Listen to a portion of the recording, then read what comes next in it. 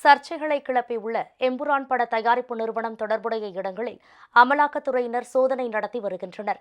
அண்மையில் லூசிபர் படத்தின் இரண்டாம் பாகமாக பிருத்விராஜ் இயக்கத்தில் எல்2 எம்புரான் என்ற திரைப்படம் வெளியானது. இந்த படத்தை கோகுலம் மூவிஸ் நிறுவனம் தயாரித்துள்ளது. இதில் இந்து மதத்தினரை புண்படுத்தும் விதமாக சில காட்சிகள் இடம்பெற்றுள்ளது என்று சர்ச்சை கிளம்பியது.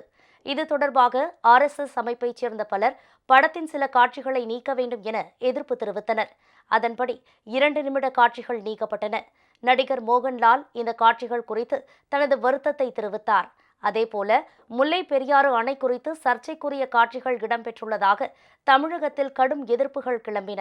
இதனையடுத்து அந்த காட்சிகளும் நீக்கப்பட்டன.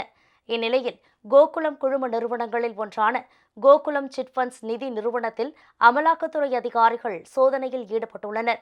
கோகுலம் கோபாலன் வீடு உள்பட கோகுலம் சிட்பண்ட் தொடர்பாக 5 இடங்களில் அதிகாரிகள் சோதனை நடத்தி வருகின்றனர்.